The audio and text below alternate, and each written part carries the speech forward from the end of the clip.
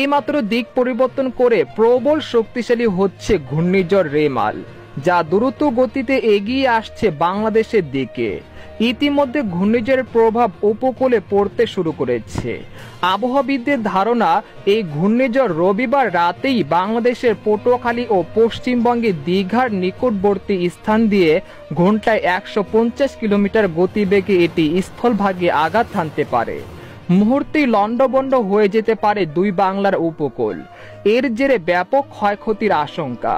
এছাড়া এই মাত্র কোন কোন জেলাগুলোতে সতর্কতা জারি করলো আবহাওয়া দপ্তর, সম্পূর্ণ বিস্তারিত জানিয়ে দিব এই খবরে।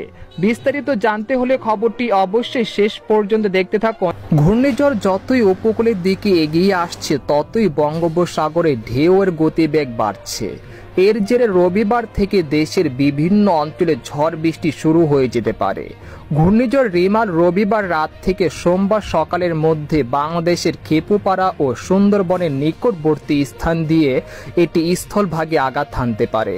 সেই সাথে উপকূলের চরগুলোতে 10 থেকে 8 ফুট উচ্চতায় জলোচ্ছ্বাসে প্লাবিত হতে পারে বলে আশঙ্কা করছেন আবহাওয়াবিদরা। এদিকে আবহাওয়ার বিশেষ বুলেটিনে জানানো হয়েছে, বর্তমানে গভীর নিম্নচাপটি ঘূর্ণিঝড়ের রূপ নিয়েছে। ঘূর্ণিঝড়ের কেন্দ্রে 50 কিলোমিটার ব্যাসার্ধের মধ্যে বাতাসে একটানা গতিবেগ ঘন্টায় 65 কিলোমিটার, যা দমকা হাওয়া আকারে 80 কিলোমিটার পর্যন্ত বৃদ্ধি পাচ্ছে। সাগর ওই স্থানে বেশ উত্তাল আছে। এটি ধীরে ধীরে দেশের উপকূলের দিকে অগ্রসর হচ্ছে, আর সমুদ্র বেশ উত্তাল হতে শুরু করেছে। এর প্রভাবে দেশের উপকূলে আজ রাত থেকে বৃষ্টিপাত শুরু হতে পারে। এদিকে শক্তিশালী ঘূর্ণিঝড় রেমাল আঘাত হানতে পারে আগামীকাল 26 তারিখ বিকেল হতে রাতের মধ্যে। দীঘা হতে হাতিয়ার মধ্যে যে কোনো উপকূলে আঘাত করতে পারে। এই ক্ষেত্রে সবচেয়ে ঝুঁকিপূর্ণ হল সুন্দরবন ও এর পার্শ্ববর্তী এলাকা, যেমন দক্ষিণ 24 পরগনা, কলকাতা, সাতক্ষীরা, খুলনা, বাগেরহাট ও এর পার্শ্ববর্তী উপকূল। এদিকে আঘাত করার সময় বাতাসের গতিবেগ ঘন্টায় 100 থেকে 150 কিলোমিটার বা তার চেয়েও বেশি হতে পারে। সে জেলাগুলো হলো দীঘা, 24 পরগনা, সাতক্ষীরা, খুলনা, পিরোজপুর, বাগেরহাট ও এর পার্শ্ববর্তী এলাকা। এছাড়া সম্পূর্ণ বরিশালের উপকূল 75 থেকে 100 কিলোমিটার বেগে দমকা বা ঝড়ো হাওয়া বয়ে যেতে পারে।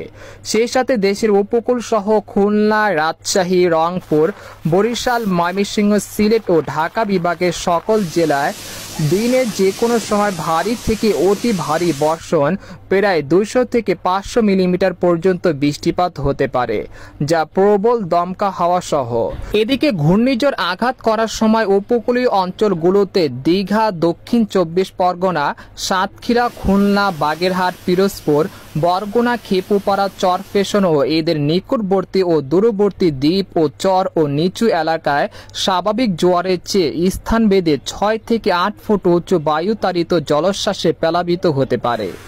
এছাড়া দেশের সকল সমুদ্র বন্দরগুলোকে 3 নম্বর স্থানীয় সতর্ক সংকেত দেখাতে বলা হয়েছে। পরবর্তীতে সতর্ক সংকেত আরও বাড়তে পারে।